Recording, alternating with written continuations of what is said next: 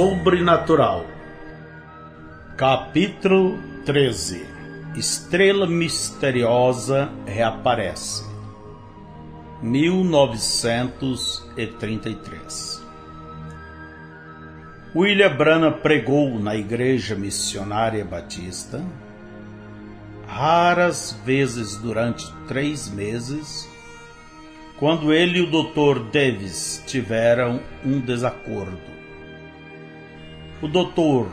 Davis quis que Billy ordenasse várias mulheres como pregadoras na assembleia local. Billy recusou duramente. O que é isto? O Dr. Davis ficou encolarizado, indignado pela audácia do seu subordinado. Você é o ministro nesta congregação? O pastor lembrou. É seu dever apoiar os estatutos desta igreja. Dr. Davis, com todo respeito à fé batista e a tudo mais, a que eu tenho sido ordenado, eu não sabia que era uma doutrina da igreja ordenar mulheres. Não obstante, isso é a doutrina desta igreja, Billy perguntou. Senhor, eu poderia me excusar apenas por hoje à noite? Não. É seu dever estar ali. De uma forma, Billy sentiu que o Dr. Davis estava certo. Como ministro, ele deveria apoiar tudo o que a igreja local fizesse. Billy perdeu o entusiasmo em algo que sua convicção dissesse a ele que estava errado. Você poderia, pelo menos, responder algumas perguntas para mim? Isto eu farei. Você poderia explicar-me por que em Coríntios, capítulo 14, Paulo disse: as mulheres estejam caladas nas igrejas porque lhes não é permitido falar? Certamente, o comportamento do doutor reagiu com presumida confiança. Naqueles dias, todas as mulheres sentavam atrás nos cantos, fofocando e fazendo barulho. E Paulo disse: não deixe elas fazerem isto. Vê? Para Billy, esta explicação não se alinhou com uma outra escritura que ele havia lido. Então, me explique 1 Timóteo 2. Billy folheou através de sua Bíblia até que encontrou a passagem onde Paulo disse: não permito, porém, que a mulher ensine, nem use de autoridade sobre o marido, mas que esteja em silêncio. Porque primeiro foi formado Adão, depois Eva. E Adão não foi enganado, mas a mulher, sendo enganada, caiu em transgressão. Salvar-se-á, porém, dando à luz filhos, se permanecer com modéstia na fé, na caridade e na santificação. Agora, Dr. Davis, eu não quero dizer que ela queria fazer algo errado, mas ela está de fato enganada nisto. Portanto, Deus não quer que ela seja uma pregadora. O Dr. Davis, com seu semblante fechado, perguntou: esta é sua opinião? Esta é a opinião da Bíblia, do meu ponto de vista. Jovem, por este motivo você pode ter sua licença tirada pela Igreja Batista. Billy tirou sua carteira do seu bolso de trás. Eu vou poupá-los de problemas e devolver isso agora mesmo. É melhor eu me livrar disto, porque eu posso ver que isto vai ser um fardo para mim. Não, irmão Billy, não sejamos tão precipitados sobre isto. Com esta fraca nota de reconciliação, a disputa acabou, já que nenhum recuaria de sua posição. Ambos concordaram que Billy deveria seguir seu próprio caminho e começar sua própria obra para o Senhor. Um firme aperto de mão tornou sólida a decisão deles e os dois homens partiram como amigos. Irrompendo com sonhos e entusiasmo, Billy alugou o velho salão maçônico de Jeffersonville e começou a realizar cultos aos domingos. No primeiro domingo, apenas um punhado de pessoas se ajuntou para ouvi-lo pregar. Mas, a partir daí, sua congregação aumentou com 1 ou 2 almas por semana. Billy dividia sua fé constantemente, testemunhando a novas pessoas que encontrava em seu emprego e as demais que ele havia conhecido em toda a sua vida. Ele convidava muitas pessoas para ir à igreja e havia sempre pessoas novas se revezando nos cultos de domingo. Destes visitantes, poucos aceitaram a Cristo como seu Salvador e começaram a frequentar as reuniões de Billy regularmente. Pouco a pouco sua congregação crescia. Cada novo convertido exigia um pouco mais de seu tempo, mas Billy não se importava, de fato. Ele gostava disto. Depois de tantos anos de rejeição, finalmente encontrou amor e aceitação, ambos de Jesus Cristo e deste pequeno grupo de pessoas que tinha ele como pastor. Finalmente, ele havia encontrado seu lugar na vida, seu propósito para viver, e ele tencionou dar-se à causa de Cristo sinceramente. Em junho de 1933, Billy alugou uma grande tenda de circo e armou em um terreno vazio em Jeffersonville, planejando realizar um avivamento de 2 semanas. No domingo antes desta reunião de avivamento começar, enquanto ele se preparava para a escola dominical no salão maçônico, ele entrou em um transe diferente de qualquer coisa que ele havia previamente experimentado. Ele podia ver o mundo espalhando como uma toalha de mesa em frente a ele, e isto pareceu como se ele estivesse, de alguma maneira, conectado com o decorrer do tempo. Ele viu soldados de pele cor de oliva marchando em harmonia, baionetas vibrando na ponta de seus rifles como ação de dardo. Então ele viu estes soldados atacando um grupo de pessoas de pele negra que combatiam com forcado e foices. Uma voz falou detrás e à direita de Billy, fora de sua linha de visão. Esta era a mesma voz que havia falado com ele de uma árvore de álamo quando ele tinha 7 anos de idade. Uma profunda e ressonante voz dizendo: Benito Mussolini invadirá a Etiópia e a tomará. O país pobre cairá em seu passo. A Itália tentará então invadir outros países, mas falhará. E o próprio Mussolini terá um fim funesto. O cenário mudou. Billy viu um exército de homens vestidos em uniforme de cor verde pardo, lutando com os soldados vestidos de cor cinza. Billy podia ver os tanques do exército, explosões e uma imensa rede de concreto casamata, canhões, trincheiras de metralhadoras e arame farpado. E a voz atrás explicou: da Alemanha, o jovem austríaco Adolf Hitler vai levar o mundo à guerra. A América também irá à guerra. E no decurso Franklin Roosevelt será eleito ao 4º mandato como presidente.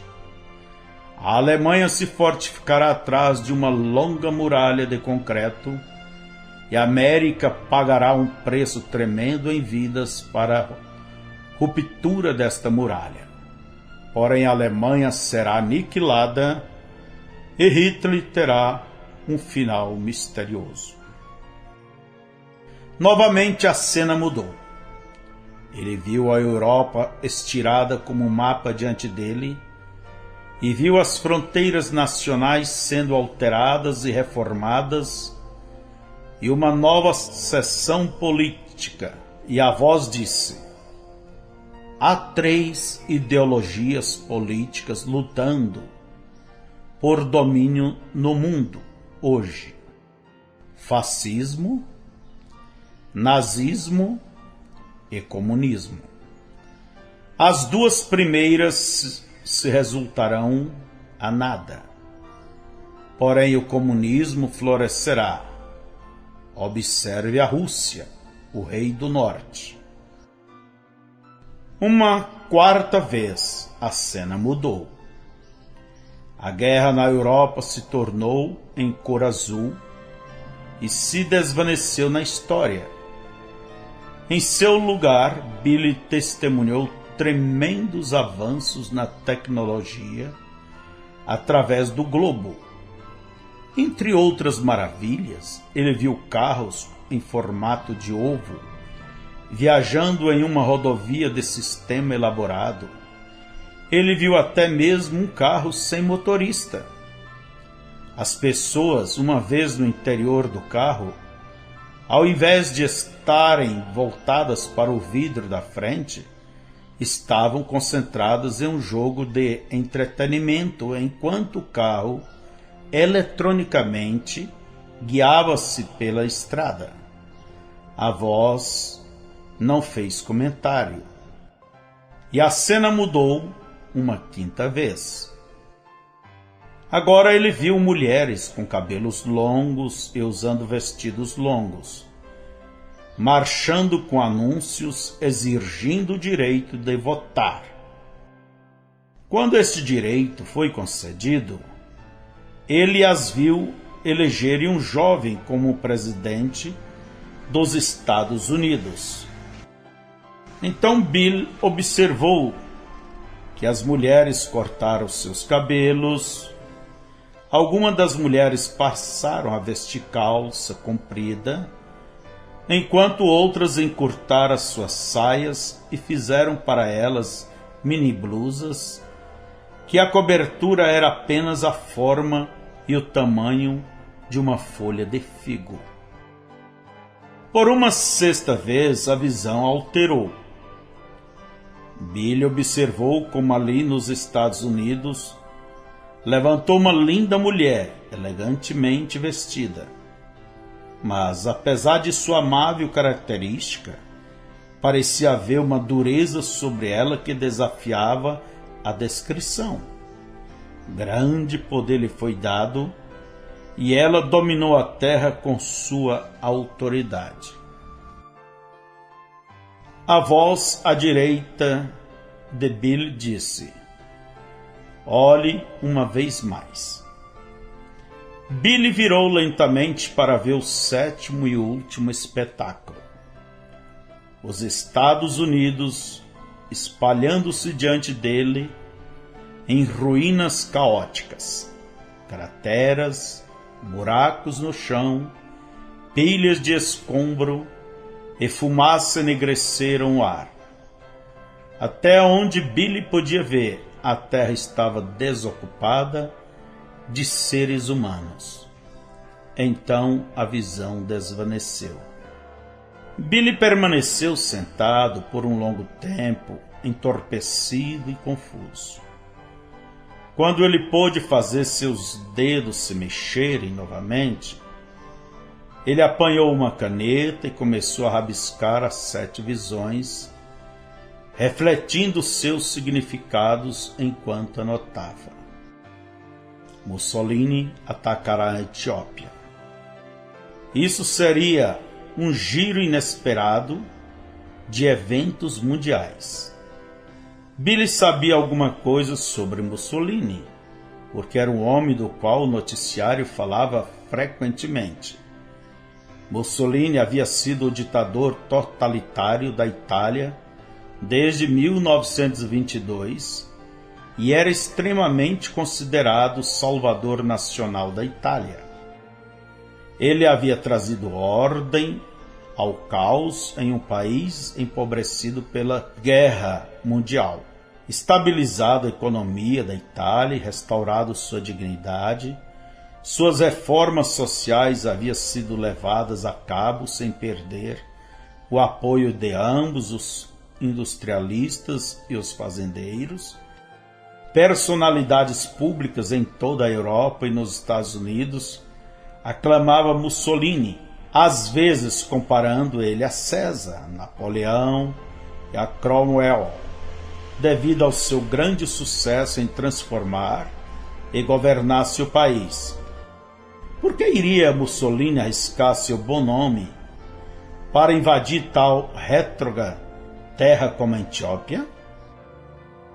Quanto a Adolf Hitler, quase no final de janeiro, o presidente Paul von Hindenburg da Alemanha o havia apontado como chanceler, trazendo o partido nazi de Hitler para a vanguarda da política alemã. Mas como poderia ele levar as nações europeias à guerra novamente, depois da última guerra que havia sido tão destrutiva e desmoralizante? Ninguém no mundo queria uma outra guerra. Contudo, as visões jamais tinham falhado. Billy não entendia as forças políticas mundiais, mas ele lia os jornais e assim estava atento ao fascismo de Mussolini, que estava ganhando apoio na Ásia e América Latina. O fascismo rejeitava a ideia da liberdade individual. Pelo contrário, acreditava que o Estado deveria regular todas as vidas da nação e apoiava a ideia de que o Estado deveria ser dirigido por uma personalidade dinâmica, a qual ditaria com suprema autoridade. Billy quase não conhecia nada sobre o nazismo de Hitler, o qual não havia estado muito nos noticiários até recentemente. Ele sabia algo sobre o comunismo da Rússia, com sua desconsideração pelos direitos trabalhistas e seu governo central, reprimindo, corria estritamente pela elite do Partido Comunista. De todas as forças lutando na Europa neste tempo, o comunismo pareceu menos provável para dominar. Todavia, as visões jamais tinham falhado. E aqueles carros que ele vira, tão arredondados e aerodinâmicos, quão diferentes eles pareciam dos automóveis de forma quadrada dirigidos nas estradas em 1933. Que maravilhas deveria estar adiante se a ciência e a tecnologia pudessem inventar máquinas tão magníficas. Porém, estas realizações seriam compensadas pela corrupção dos valores do mundo, exemplificado na visão pela decadência moral das mulheres. E quando aquela cruel beleza que deveria algum dia dominar a América seria de fato uma mulher ou ela representava um poder?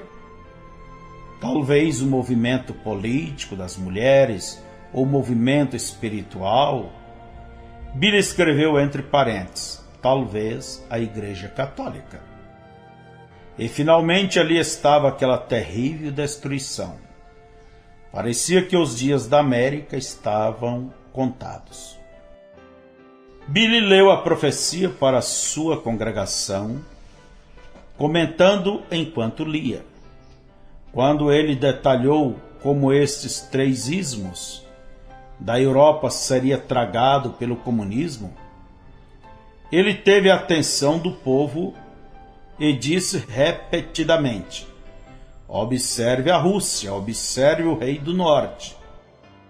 Depois de descrever a 7ª e última visão, ele acrescentou sua opinião pessoal à igreja. Agora, o Senhor não me disse esta parte, isto é por minha conta. Julgando por quão rápido tudo no mundo está se movendo, eu predigo que isto acontecerá por volta do ano de 1977. Inspirado por estas visões, Billy pregou com todo o seu coração naquela primeira noite das reuniões de avivamento na tenda alugada. Embora ele ainda necessitasse que Hope lesse por ele seu texto da Bíblia em voz alta. Isto não prejudicava seu sermão, com o qual ele vigorosamente desafiava a multidão a aceitar a graça salvadora de Jesus Cristo. Na noite seguinte e nas sucessivas noites, a tenda encheu-se um pouco mais de pessoas, até que no último culto de domingo de manhã, 2 semanas mais tarde, Billy pregou para mais de 1000 almas. Ele perguntou quantos gostariam de ser batizados no nome do Senhor Jesus Cristo. E mais de 200 pessoas vieram à frente. Ele despediu a igreja e se encaminharam ao rio Ohio. Era 11 de junho de 1933. Perto das 2 horas da tarde, 1000 pessoas se juntaram às margens do rio Ohio, no final da rua Spring, para assistir a estes batismos. A terra estava aquecida sob um céu sem nuvens. Nem mesmo uma leve brisa movia para refrescar a multidão enquanto cantava: estou às margens do tormentoso Jordão e lanço um desejoso olhar em direção à formosa Canaã, a feliz terra, onde está a minha possessão. Estou rumo à terra prometida. Quando Billy alcançou a margem, ele viu uma jovem que conhecia, chamada Marge, sentada em um barco a remos perto do lugar onde os batismos se realizariam. Marge estava escassamente vestida em vestimentas de banho.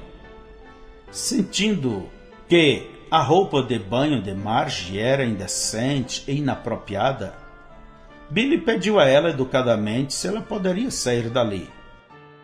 Ela respondeu indignada: eu não tenho que sair. Isto é certo, Marge. Você não tem que sair. Mas se eu fosse você, teria respeito suficiente pelo Evangelho para sair de onde estou batizando. Não me fale sobre respeitar o Evangelho. Eu sou uma professora de escola dominical, eu não creio em batismo, eu não tenho que sair. Marge riu silenciosamente enquanto Billy se virava. Billy entrou no rio junto com o primeiro candidato ao batismo. Os dois pararam onde a água alcançava suas cinturas, enquanto a corrente movia-se lentamente ao redor deles. A superfície do rio estava tão plano como vidro derretido sob o sol. Ondas de calor atingiam as árvores na costa oposta.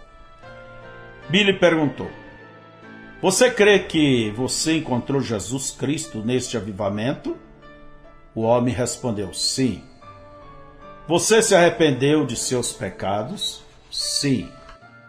Você crê que Jesus Cristo tem te perdoado e que você agora está salvo de seus pecados? Sim. Então vamos orar. Juntos eles inclinaram suas cabeças. Billy orou: Pai Celestial, estamos aqui porque Tu tens nos ordenado a ir a todas as nações fazendo discípulos, batizando-os em nome do Pai, do Filho e do Espírito Santo. Amém. Então Billy levantou sua cabeça e virou-se ao candidato e disse: sobre a confissão de seus pecados eu te batizo, meu querido irmão, no nome de nosso Senhor Jesus Cristo. O candidato apertou o nariz enquanto Billy o imergiu em turvas águas. Enquanto a primeira pessoa caminhava em direção à margem e o segundo candidato entrou, Billy exortou a multidão: porque Jesus nos disse para sermos batizados? Bem, por uma coisa, o batismo simboliza a morte para o mundo. Simbolicamente, o velho homem vai à tumba para que assim o novo homem possa vir e viver uma nova vida em Jesus Cristo. Mas lembre-se, o batismo não muda você. É somente um sinal externo da obra interna. O crente é testemunha para o mundo que Jesus Cristo já tem mudado o seu interior. De um a um, Billy batizou os candidatos de uma maneira similar. A 17ª pessoa a entrar nas águas foi Edward Colvin, um rapaz não muito mais jovem do que o próprio Billy. Assim que os dois se colocaram até onde a água atingia suas cinturas, Billy perguntou: Edward, você crê que foi regenerado nas reuniões de avivamento? Sim, o rapaz respondeu. Billy levantou sua voz para ser ouvido pela multidão que estava na margem. Todos inclinem suas cabeças. Quando eles consentiram, Billy fechou os olhos, inclinou a cabeça e orou em voz alta: Pai Celestial. Então ele ouviu uma voz dizer: olhe. Ele abriu os olhos e fitou Edward, o qual estava esperando pacientemente com sua cabeça inclinada e seus olhos fechados. As palavras não tinham vindas dele. Billy não sabia de onde elas tinham vindo. Confuso, ele novamente inclinou a cabeça, fechou os olhos e continuou a oração: Pai Celestial, enquanto eu batizo este rapaz com água, que tu o batizes com o Espírito Santo. Novamente ele ouviu a voz dizer: olhe. Abrindo os olhos, ele olhou ao redor. Edward abriu os olhos também, curioso, devido à demora. Bem, irmão Billy, você ouviu aquilo? Ouviu o quê? Pela terceira vez, Billy ouviu a voz dizer: olhe. Desta vez ele olhou para cima no céu e ofegou. Caindo dos céus vinha uma bola de fogo. De longe se assemelhava com uma estrela oscilando entre um tom amarelo esverdeado e âmbar. Assim que se aproximava, pareceu um círculo de fogo girando e estalando, soltando faíscas e chamas. Bill segurou sua respiração em terror, enquanto a estrela vinha diretamente a ele, porém ela parou próximo a ele e pairou exatamente sobre sua cabeça.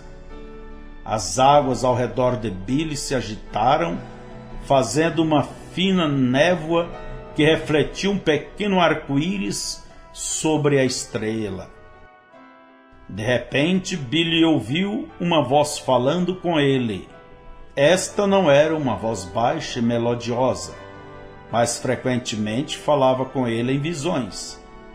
Esta voz era como som de tenor e era familiar. Disse: Assim como João Batista foi enviado para precursar a primeira vinda de Jesus Cristo, tu és enviado com uma mensagem para precursar sua segunda vinda. Na margem, as pessoas ainda tinham suas cabeças inclinadas em oração. Mas Marge estava observando de seu barco. Quando ela viu a luz, ela gritou histericamente antes de desmaiar.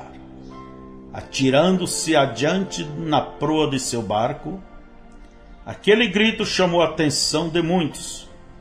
Em segundos, um tumulto tomou conta da multidão, que olhou para cima para ver a bola de fogo pairando sobre a cabeça de Billy Branham. Mulheres gritavam, homens agarravam-se uns aos outros, uns em estado de pânico correram, alguns desmaiaram e a maioria apenas tremia. Nenhum daqueles que viu a estrela ouviu a voz. Mas uma em particular, uma mocinha de 14 anos de idade, ouviu. Ela manteve os olhos fechados e a cabeça inclinada, até mesmo durante a agitação da multidão, porque seu pastor havia dito a ela que inclinasse a cabeça, e ela sempre tentou fazer o que o seu pastor dizia.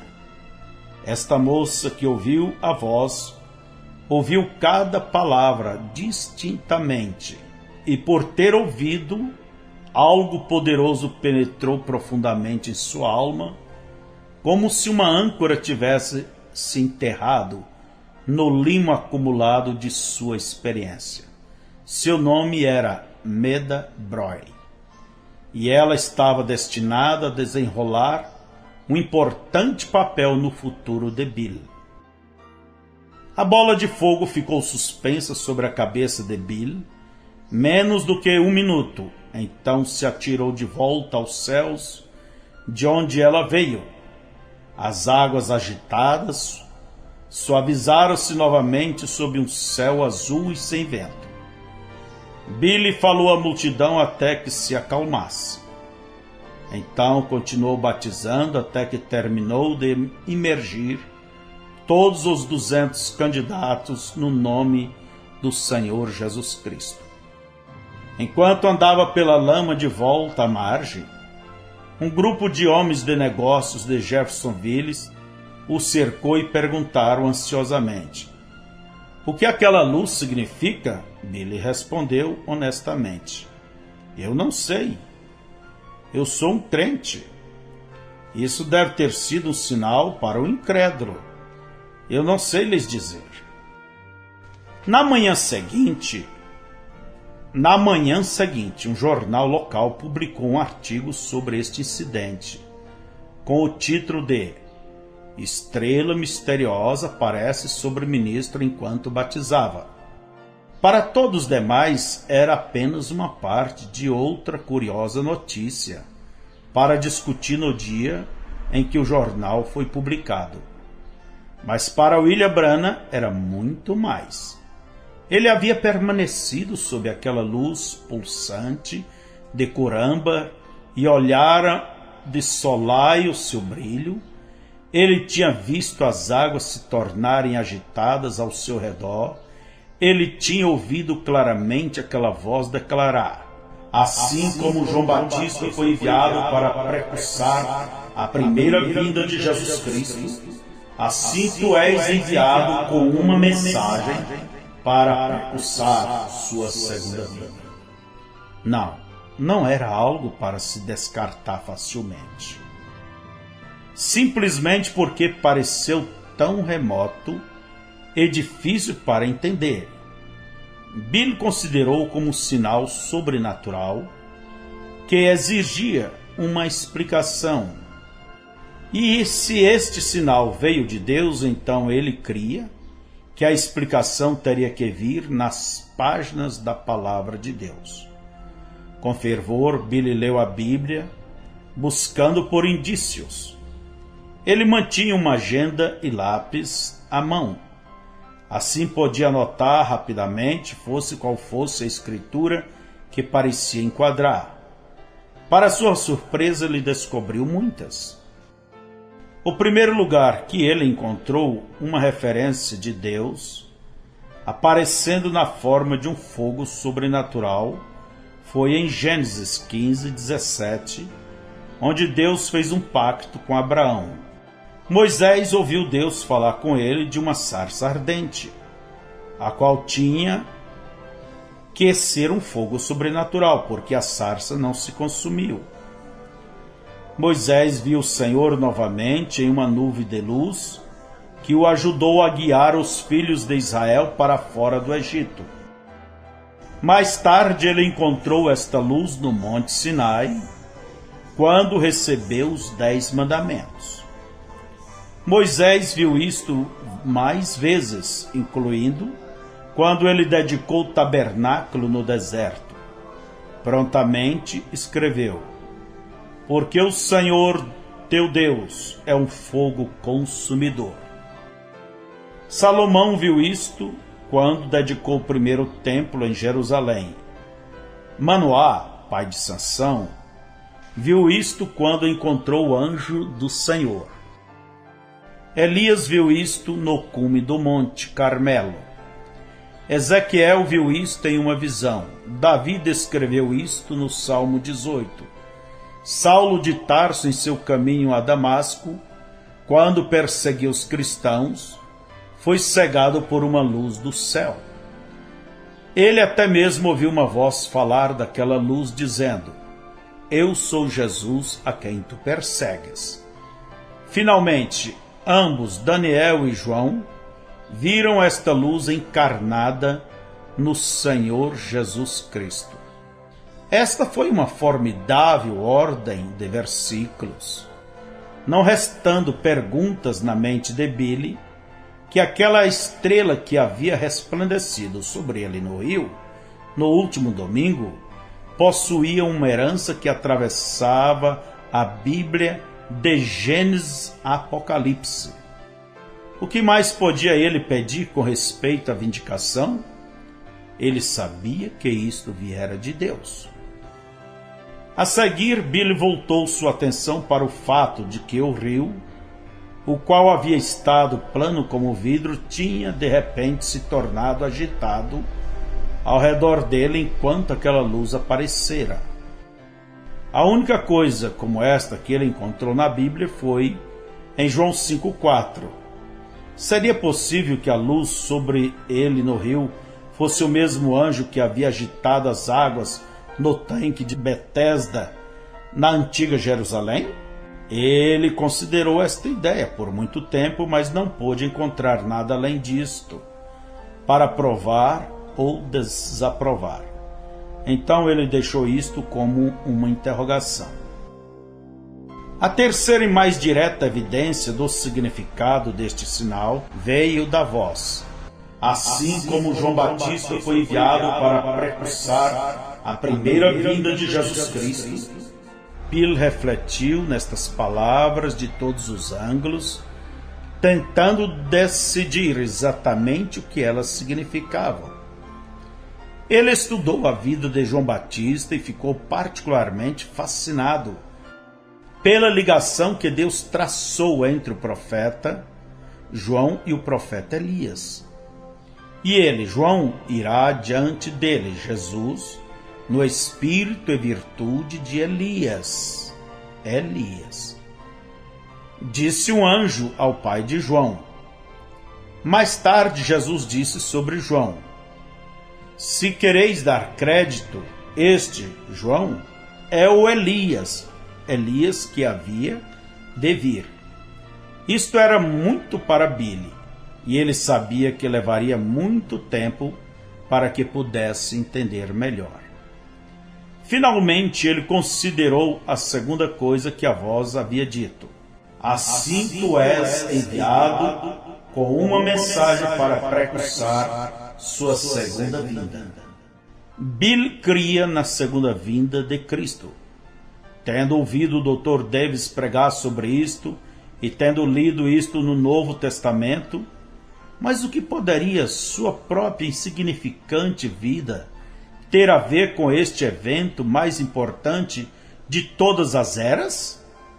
Poderia esta luz sobrenatural no rio ser um sinal? Poderia isto de alguma maneira estar ligada com a segunda vinda de Cristo? O tempo estava se aproximando? E o que a voz quis dizer quando disse: Tu és enviado com uma mensagem para precursar sua segunda vinda? A única mensagem que ele tinha era a Bíblia. Tais pensamentos fizeram a mente de Billy nadar em atordoados círculos. Isto pareceu ser um mistério muito profundo para ele compreender. Todavia ele sentiu o entusiasmo definido de antecipação nascer, queimando em sua alma.